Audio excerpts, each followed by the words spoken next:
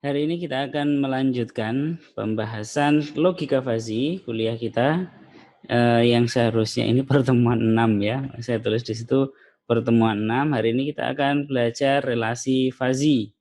Jadi di satu potong ini nanti kalau waktunya cukup saya lanjutkan ke komposisi fazi jadi 4.3 dan 4.4. Tapi untuk sementara untuk saat ini kita fokusnya ke 4142 di buku acuan utama kita. Oke, sebelum kita bahas tentang relasi fazi, kayaknya akan tidak terasa tiba-tiba gitu ya kalau kita membahas relasi tegas dulu, karena yang familiar, sebentar. Kayaknya saya nggak perlu ini videonya, saya stop saja. Siapa tahu bisa lebih stabil koneksinya di kalian. Kita bahas dulu relasi tegas sebelum kita ke relasi fazi. Misal saya punya dua himpunan. Himpunan yang pertama adalah X, yang kedua adalah Y. X itu isinya adalah 1, 2, 3 dan Y isinya adalah 2, 3, 4. R-nya begini adalah suatu relasi. Relasi ini kalau kita tuliskan gitu ya. Maksud dari R itu adalah dia adalah relasi lebih besar dari atau sama dengan. R itu relasi dari mana ke mana? Dari X ke Y. Jadi contoh yang pertama ini untuk membuka pembahasan tentang relasi tegas, saya mencontohkan ini. Maka kalau kita punya satu kalimat ini, ada beberapa yang bisa kita peroleh. Yang pertama kita mulai dari notasinya dulu. Notasi dari R, yaitu relasi lebih besar dari atau sama dengan, antara X ke Y itu dinotasikan, ada beberapa notasi. Yang paling umum mungkin adalah notasi diagram panah. Notasinya adalah seperti ini. Jadi ini maksudnya adalah si X-nya, ini adalah Y-nya. Satu tidak dipasangkan dengan siapa-siapa karena memang di Y itu enggak ada yang lebih besar atau sama dengan si satu ini. Sehingga dia tidak dipasangkan dengan unsur manapun di Y. 2 dengan 2 karena 2 lebih besar atau sama dengan 2. 3 dengan 2 dan 3 dan 4 tidak ada perapetanya di X. Ini adalah notasi menggunakan diagram panah dari si R tadi. Sedangkan kita juga bisa menotasikan dengan cara lain. Kalau diagram panah kan harus gambar gitu ya. Enggak simpel, lebih-lebih kalau kalian harus ngetik gitu. Kita bisa menuliskan dia sebagai pasangan terurut. Karena tadi 2 dipasangkan dengan 2, 3 dipasangkan dengan 2 dan 3, maka R ini kalau saya tuliskan dalam bentuk himpunan yang unsur-unsurnya adalah pasangan terurut. Ini pasangan terurut, ini pasangan terurut, ini pasangan terurut gitu ya. Pasangan terurutnya isinya siapa? 22 karena 2 dipasangkan dengan 2. 32 karena 3 dipasangkan dengan 2 atau direlasikan dengan 2. Begitu juga dengan 33. 33 masuk di R ini karena memang 3 tadi dihubungkan dengan 3. 3 yang di X dihubungkan atau direlasikan dengan 3 yang ada di Y. Kalau kita perhatikan, kalau model notasi kita untuk suatu relasi itu adalah pasangan terurut, berupa begini, kita tahu si relasi ini, dia kan suatu himpunan ya, kalau dituliskan begini. Himpunan yang isinya pasangan terurut. Si relasi ini ternyata adalah subhimpunan dari perkalian Kartesius dari X, Y. X dikali Y, kalinya kali Kartesius, gini ya. Ini adalah isinya 1, 2, 1, 3, 1, 4, kemudian 2, 2, 2, 3, 2, 4, dan 3, 2, 3, 3, 3, 4. Ini adalah hasil kali dari X dengan Y. Sedangkan si unsur-unsur dari R ini tadi adalah yang saya kasih warna merah ini. Sehingga dari contoh ini kita tahu bahwa memang R adalah subset dari X dikali Y, kalinya adalah perkalian Kartesius. Oke, saya kira ini tidak bukan sesuatu hal yang baru ya. Kemudian ada notasi relasi yang mungkin akan nanti kita pakai atau di beberapa buku dipakainya gini juga. X adalah suatu unsur di X kapital. Y adalah suatu unsur di Y kapital. Jika X berelasi dengan Y, jadi si X tadi dipasangkan dengan Y gitu ya, ini unsur dari X, ini unsur dari Y, maka kita tulis kalau relasinya adalah R, kita tulis X, R, Y. X, R, Y. Gitu. Nah, memang memang agak kurang wajar ya. Ini kan nanti dikira kayak perkalian atau dikira apa. Kalau ini adalah suatu simbol relasi, contohnya adalah kurang dari, ini bisa aja kita tuliskan X, terus begini, ya, terus begitu. Nah, ini salah satu contoh relasi. Jadi notasi relasi sendiri pun di sini X, R, Y, artinya X berrelasi dengan Y. Dan jika dia tidak berelasi, si X tidak berelasi dengan Y, maka kita tulis begini. R-nya dicoret. Nah, gimana nulisnya pakai Word itu ya. Kalau pakai latex bisa pakai paket cancel itu ya.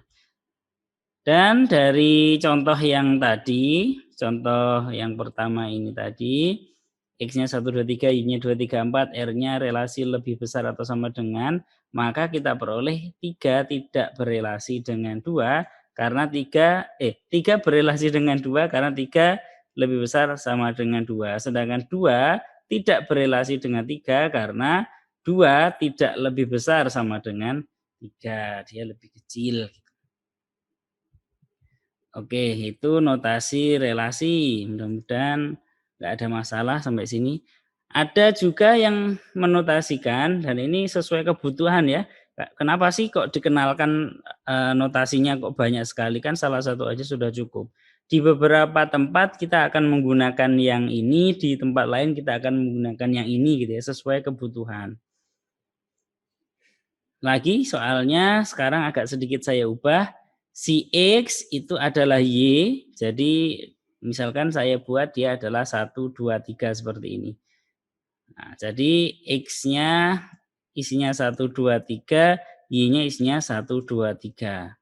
1 dengan 1, kemudian 2 dengan 1, 2 dengan 2, 3 dengan 1, 3 dengan 2, 3 dengan 3. 1 kurang dari lebih besar sama dengan 1, 2 lebih besar sama dengan 1 dan 2 dan seterusnya. Oke, cara menggambarkannya dalam grafnya berarah artinya dinotasikan dengan panah seperti ini ya. 1 ada panah ke dirinya sendiri artinya 1R1, 1 berelasi dengan 1.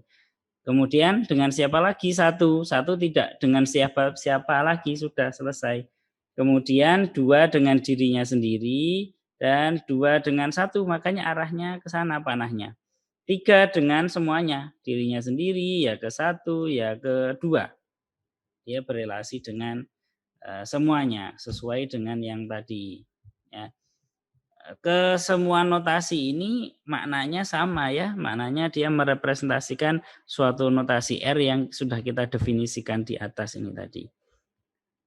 Yang terakhir yang kita bahas di sini tentang notasi dari relasi tegas adalah ini secara umum kita belajar ini nanti biar waktu kita membahas relasi fazi enak. Ada tinggal ya mengubah beberapa hal di tempat tertentu gitu aja, tidak harus merombak dari nol. Secara umum relasi namanya R, dari X ke Y, X itu saya buat isinya adalah saya misalkan X1 sampai XM, Y-nya adalah Y1 sampai YN. Jadi unsur himpunan dari unsur dari X dan unsur dari Y tidak harus sama di sini M dan N. Dapat dituliskan relasinya dalam bentuk matrik, ukurannya adalah M kali N. Jadi penulisan di sini kita ikut model penulisan di sini saja, seperti di banyak tempat juga, bahwa kalau di sini dari X ke Y, maka unsur X itu yang ke sini. X1, X2, dan seterusnya sampai XM gitu ya. Kemudian Y-nya yang ke arah sana, Y1, Y2 sampai YN. Jadi kalau relasinya dari X ke Y, biar nggak salah baca. Jadi modelnya adalah seperti ini. Dan matrik ini isinya apa? Isinya cuma 2 bilangan. Kalau nggak 0 ya 1. 0 saat XI dan YJ ini harusnya. YJ. Percuma saya tulis ya, nanti saya scroll juga hilang ini. Jika XI dan YJ-nya berelasi, maka saya tulis 1 sih. Daripada mengganggu ya. Ini harusnya J. Oke. Jika XI dengan YJ tidak berelasi, maka kita tulis 0 di AI, J. Contohnya adalah ini. Relasi yang tadi ya, relasinya tadi kan 1 tidak ke siapapun, 2 ke 1, 2 ke 2, 3 ke 1, 3 ke 2, 3 ke 3, terus kemudian 4 tidak ada proprieta sama sekali. Jadi tadi kita di contoh awal begini. Jadi R-nya, relasi R-nya kalau kita tulis dalam bentuk matrik adalah seperti ini. Di sini ini 1, jadi ini 1 itu maksudnya 1 yang ini, 2 ini maksudnya adalah 2 yang itu, 3 adalah 3 yang itu, 2, 3, 4 yang di sini, oh tadi 1 enggak masuk ya. 1 tidak masuk, 2, 3, 4 saja yang kanan, 2, 3, 4-nya maksudnya adalah yang ini. Oke. Biar enggak menghalangi, saya hapus saja. 1 tidak berelasi dengan 2, maka di sini 0. 1 tidak berelasi dengan 3, di sini 0, di sini 0. Kemudian 2 berelasi dengan 2 saja, 3 berelasi dengan 2 dan 3. Jadi sisanya adalah 0. Nah, itu maksudnya representasi suatu relasi dalam bentuk matrik adalah seperti itu. Bisa diduga ya, bisa ditebak. Ini kalau relasi tegas itu adanya 0 dan 1, pasti untuk fazi nanti antara 0 sampai 1 gitu. Tinggal ngubah yang di situ saja. Oke, itu adalah notasi dari relasi tegas. Kemudian di sini ada sedikit ya, ini tadi sudah sempat dibahas sebenarnya. Kalau X-nya sama dengan Y, maka kita sebut si R itu adalah relasi pada X. R adalah suatu relasi pada X. Jadi pada X itu berarti ya dari X ke X gitu. Contohnya adalah yang waktu contoh keberapa tadi ya, waktu saya misalkan X-nya sama dengan Y waktu membangun grafnya. Nah, karena relasi itu tadi kan bisa kita pandang sebagai himpunan ya, maka ya semua yang ada di himpunan ya bisa kita kenakan di relasi ini, operasi-operasi himpunan ya, contohnya ada gabungan, ada irisan, ada komplement, ada dan sebagainya. Semua yang bisa dikenakan ke himpunan bisa kita kenakan ke relasi. Selanjutnya adalah inverse dari relasi. Jadi kalau inverse dari relasi itu tadi 1, 2, 3, 2, 3, 4, yang ini ke situ, yang ini ke situ gini ya. 2-nya enggak ke 3. Cuma 2 lebih besar sama dengan 2, 3 lebih besar sama dengan 2 dan 3. Nah, tadi begini. Inverse-nya berarti sebaliknya dari kanan ke kiri, dari si Y ke X. Jadi ya tinggal kita balik saja ininya ya. Jadi 2 artinya 2 yang di sini direlasikan dengan 2 yang di Y, di inverse-nya berarti 2 yang di Y direlasikan dengan 2 yang di X. Jadi kita tulisnya 2. 3 ke 2, kalau di sini 2 ke 3, kalau di sini 3 ke 3, di sini ya 3 ke 3. 3-nya Y ke 3-nya X. Terus di matriknya bagaimana? Ya kalau tadi semula X, Y yang sama dengan 1 dan sekarang yang sama dengan 1 itu dibalik ya Y, X, ya berarti matrik relasi inverse dari suatu relasi itu adalah relasinya misalkan R adalah ya transposnya saja. Ya, jadi R inverse adalah ini. Jadi notasi matrik dari relasi inverse adalah si ini. Yang kalau kita lihat dia adalah transpose dari si R tadi yang sebelumnya kita bangun. Nah, ini oke lah, ini sama dengan yang di atas, cuman saya agak hati-hati di A-nya ya, AR gitu. Nanti merupakan transpose dari relasi kok ditranspose nanti daripada seperti itu. Jadi saya misalkan R relasi AR itu adalah representasi matriknya. Kita bisa menulis di sini A R inverse adalah AR transpose, artinya matriknya relasi yang diinverskan adalah matriknya relasi R tadi sebelum diinverskan yang ditranspose gitu. Dan karena transpose dari matrik terus ditransposkan lagi itu jadi kembali ke dirinya sendiri, ke ini, maka dari sini kita tahu suatu relasi itu kalau diinverskan dan diinverskan lagi maka dia akan menjadi dirinya sendiri. Ini yang mungkin perlu digarisbawahi ya, yang penting. Kemudian sifat relasi tegas ini sebenarnya sudah disampaikan ya, mungkin di banyak mata kuliah, salah satunya mata kuliah matematika diskrit ini. Sifat relasi tegas, jadi ada beberapa jenis relasi tegas itu. Yang pertama adalah refleksif. Suatu relasi disebut refleksif jika apa?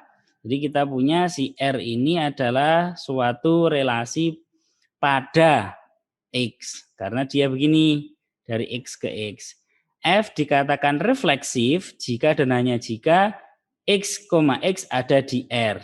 Artinya, ini untuk setiap X di X. Artinya apa? Artinya ya yang diagonal ini harus sama dengan 1. Karena si X direlasikan ke X, sehingga X, X harus ada di R untuk setiap X. Ya, X1, X2, X3, X4. Jadi ininya pasti 1 semua. Refleksif, reflect itu kan cermin ya, reflecting, mencerminkan gitu misalkan.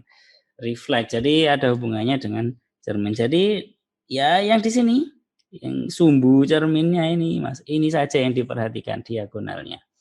Kemudian yang mungkin agak mirip dengan si sifat refleksif itu adalah sifat simetrik. Sebenarnya sebelum sifat simetrik ini ada sifat namanya anti refleksif. Jadi ada anti-antinya semuanya. Sifat anti refleksif adalah suatu relasi R dikatakan anti refleksif jika dan hanya jika X, X tidak ada di R, artinya diagonalnya semuanya 0.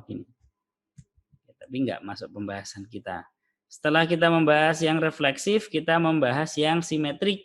Ini sama seperti tadi pengertiannya, keterangannya, penjelasannya. Hanya saja untuk R itu dikatakan simetrik jikanya 2 ya. Jika dan hanya jika ini maka ini. Jikanya tumpuk 2.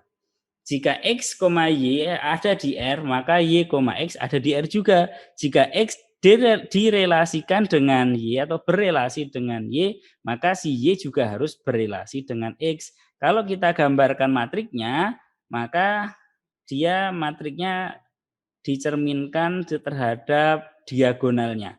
Jadi di sini 1, di sini 1. Kalau kita perhatikan di sini ini 0, kemudian ini 1. Kemudian di sini terlihat juga, sifat itu, sifat dicerminkan terhadap diagonal tadi. Jadi kondisinya adalah seperti ini. Itu adalah salah satu contoh dari representasi matrik dari relasi yang bersifat simetrik. Ini adalah notasi formalnya. Jika X, Y ada di R, maka Y, X juga harus ada di R. Jika 2 direlasikan dengan 3, maka 3 juga harus direlasikan dengan 2. Maksudnya seperti itu. Selanjutnya adalah ada simetrik, ada antisimetrik. Antisimetrik ini harusnya kebalikan dari simetrik, yaitu jika X ya, jika X, Y ada di R, maka Y, X tidak ada di R. Begini. Ini harusnya begini antisimetrik itu. Jika X, Y di R, maka jika X, Y ada di R, maka Y, X harus tidak ada di R atau bukan unsur dari R. Cuman kan jadi aneh. Kan di sini kan X itu kan boleh sama dengan Y. Untuk setiap X di X, untuk setiap Y di X juga. Nah kan boleh jadi nanti sama X sama dengan Y, misalkan sama-sama X2, sama-sama X3 begitu. Kan kalau X2, X2 ada di R, maka begitu ini saya balik, yaitu X2, X2 juga tidak di R loh, kan aneh ya. Jadi untuk mengatasi yang ini pastinya ya kan kalau dibalik sama. Kalau di sini X1, X1 karena di sini ke sana kan X1, X1, X2, X2, X3, X3. Maka kalau dibalik pun ya X3, X3, X4, X4 gitu. Maka untuk mengatasi masalah tersebut di sini dikecualikan. Harusnya kalau XY tidak kalau XY di R itu YX tidak di R. Kecuali kalau XY-nya sama. Kalau X sama dengan Y ya jelas Y, X ya pasti ada di R juga lah kalau X-nya sama dengan Y. Nah, lebih baku lagi ini kata-katanya. Jika XY di R dan YX di R, maka pasti X sama dengan Y. Ya. Maka pasti sama dengan Y. Jadi contohnya adalah di sini X1 dengan X1, X1 dengan X1, X1 dibalik dari sana ke sana gitu ya. Nah, itu adalah sebenarnya antisimetrik adalah kebalikan dari simetrik, cuman definisinya kok sama sekali berbeda. Itu begini sejarahnya. Ini adalah contoh dari relasi yang bersifat antisimetrik. Coba perhatikan di sini. Ininya 1, ini harus 0. Kalau sampai ini 1 tidak memenuhi yang ini tadi, yaitu jika X, Y di R, Y, X-nya tidak di R gitu ya. Atau jika keduanya itu di R, maka X sama dengan Y. Padahal di sini enggak sama. Ini X1, X2, ini X2, X1 gitu. Kemudian ini 1, ini 0, ini 1, 0, di sini 0, di sini 1 loh, enggak ada yang sama. Enggak ada yang sama. Berarti kita simpulkan relasi yang digambarkan dengan menggunakan representasi matrik ini merupakan relasi yang antisimetri. Selanjutnya adalah matrik adalah relasi yang transitif. Suatu relasi dikatakan transitif jika X, Y di R dan Y, Z di R, maka XZ ada di R juga. Ya. Jika X berelasi dengan Y dan Y berelasi dengan Z, maka si X juga pasti berelasi dengan Z. Kalau setiap unsur dari X semestanya tadi itu memenuhi ini, maka kita katakan relasinya adalah relasi yang transitif. Ini nggak bisa segampang yang refleksif dan simetrik atau antisimetrik ya kelihatan. Kalau di sini langsung lihat matriknya, apakah dia transitif? Oh, harus dicoba satu-satu dulu. Ya. Ini X1 ke X1 ada di R, oke. X1 dengan X2, oke, nggak masalah. X1 dengan X3 ada di R, X1 dengan X3 ada di R, kemudian X1 dengan X4 ada di R, sekarang X2. Ya, di sini Enggak masalah ya karena X1 tadi tidak berelasi dengan X2. Saya langsung cek dengan X3. X3 ini apakah harus 0? Bagaimana kalau ini 1 misalkan? Kalau yang ini 1, kalau yang ini 1 mungkin itu nanti crash-nya dengan yang lain ya. Saya melihat yang lain saja, misalkan di sini. Apakah ini 0? Coba, enggak ini bisa 1 kok. Gimana? Ya enggak bisa. X3 tidak boleh berelasi dengan X2. Kenapa kok begitu? Karena jika X1 berelasi dengan X3 dan X3 berelasi dengan X2, maka pasti X1 berelasi dengan X2. Hasilnya ini. Padahal di sini tadi X1 tidak berelasi dengan X2 tuh. Itu yang saya maksud tidak gampang dilihat di matriknya ya untuk relasi yang bersifat transitif ini. Tidak seperti yang refleksif, simetrik atau antisimetrik tadi. Ya memang harus dicek, tapi tenang saja nanti ada caranya ngecek yang enak gitu. Nah, coba kira-kira apakah relasi dengan representasi matrik berikut ini transitif? Itu mungkin tidak langsung tahu ya, harus satu-satu dulu. X1 dengan X2, kemudian X1 dengan X3. Kemudian di sini X2 dengan X1 itu ini X3-nya dengan semuanya ya. X3 itu dengan X1. Waktu saya lihat X2 dengan X1 itu tidak berelasi karena di sini 0. Padahal kalau kita lihat di sini X2 itu kalau kita lihat di sini ya, yang di sini maaf, keliru. Kalau kita lihat di sini keliru lagi. Kalau kita lihat yang di sini X2 itu berelasi dengan X3. X2 berelasi dengan X3. X3 berelasi dengan X1, maka X2 harusnya berelasi dengan X1. Padahal di sini 0 loh, berarti dia tidak memenuhi sifat transitif. Nah, tapi ya begitu, agak tricky untuk membuktikan bahwa dia tidak transitif. Untuk membuktikan dia transitif harusnya lebih rumit lagi karena harus dicobain semuanya. Kalau tidak ada teorema atau cara yang mempermudah gitu ya. Tapi tenang saja ya, nanti ada kok caranya. Kemudian setelah kita belajar tentang sifat relasi ini kita pakai di jenis relasi. Karena kita masih ngomong relasi tegas ya wes, berarti relasi tegas dulu. Kalau suatu relasi R itu bersifat refleksif dan simetrik, maka kita sebut relasi tersebut adalah dan transitif, kurang satu ya. Jika R bersifat refleksif, simetrik, dan transitif, maka kita sebut R itu adalah relasi ekivalensi. Kalau dia hanya bersifat refleksif, simetrik, tapi tidak transitif, kita namakan dia relasi kompatibilitas. Kemudian yang terakhir sebenarnya ada banyak ini, ada banyak jenisnya. Cuman yang saya tampilkan 3 saja yang mungkin kita bahas. Sedangkan poset ya, partially ordered set gitu atau nanti dipakainya di poset tapi bukan relasinya ya. Relasinya adalah relasi terurut parsial atau urutan parsial di sini nulisnya. Itu jika R bersifat refleksif, antisimetrik dan transitif. Jadi jika dia punya 3 sifat ini, jadi simetrik tidak ya, maka kita katakan dia adalah relasi urutan parsial. Contohnya ya kurang dari sama dengan itu pasti bersifat refleksif. X kurang dari sama dengan X. X tidak lebih dari X untuk setiap X. Dia tidak bersifat simetrik, karena kalau bersifat simetrik, X kurang dari Y, maka Y kurang dari sama dengan X. Ini kan nggak selalu terjadi ya.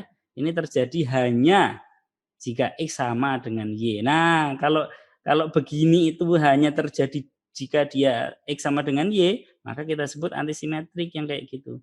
Terus dia transitif jika X kurang dari sama dengan Y, Y kurang dari sama dengan Z, maka X kurang dari sama dengan Z. Itu contohnya.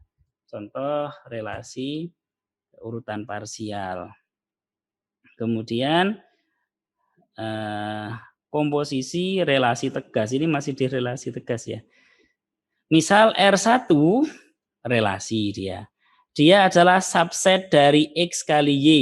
Apakah subset dari perkalian Kartesius dari dua himpunan itu pasti relasi? Kan tadi dikatakan relasi itu adalah subset dari X kali Y. Sekarang saya balik, apakah kalau ada suatu himpunan pasangan terurut, itu subset dari X dikali Y, apakah dia pasti relasi? Jadi saya punya X-nya isinya adalah A, B, C. Saya punya Y isinya adalah 1, 2, 3. Moro-moro saya buat R1 itu adalah suatu himpunan yang isinya pasangan terurut dari X kali Y ya. Jadi unsurnya X saya tulis duluan. A3, B1, kemudian C2. Apakah kita bisa katakan R1 ini sebagai relasi? Iya. Karena nggak ada syarat apa-apa. Setiap subset dari perkalian Kartesius dua himpunan itu bisa kita pandang dia sebagai relasi. Relasi apa ini? Relasi yang mengawankan jadi si ABC 1, 2, 3, A ketiga, B ke 1, C kedua. Tuh, sudah jadi relasi. Seperti itu ya. Jadi meskipun tidak secara eksplisit saya katakan dia relasi, ya kita bisa memandangnya sebagai relasi gitu.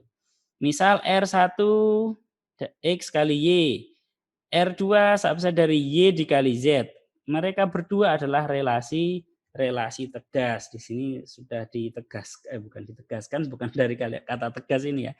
Di sini saya sudah secara eksplisit diberitahukan bahwa ternyata R1 R2 juga memang relasi. Relasinya bukan relasi fazi tapi relasi tegas. Komposisi dari R1 dan R2 notasinya adalah R1 komposisi R2 didefinisikan sebagai ini. Oke, mungkin di sini ada yang mengernyitkan dahi. Kok begitu nulisnya?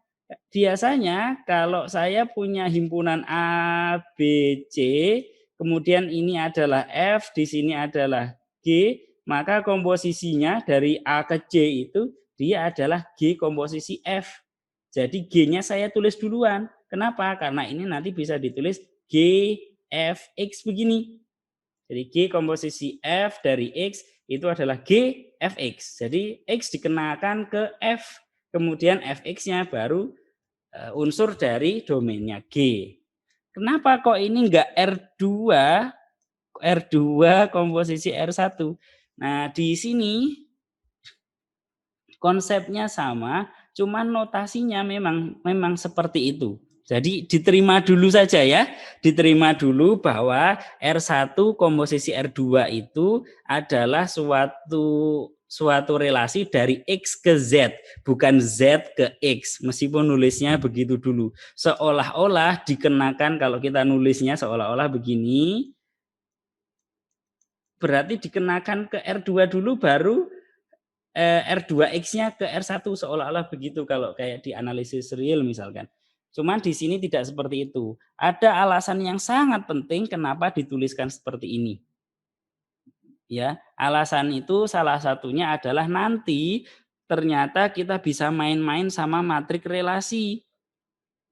Jadi untuk menentukan komposisi dari dua relasi itu kita ya tinggal mengkomposisikan matriknya saja dengan urutan ya yang R1 itu di kiri, R2 di kanannya gitu.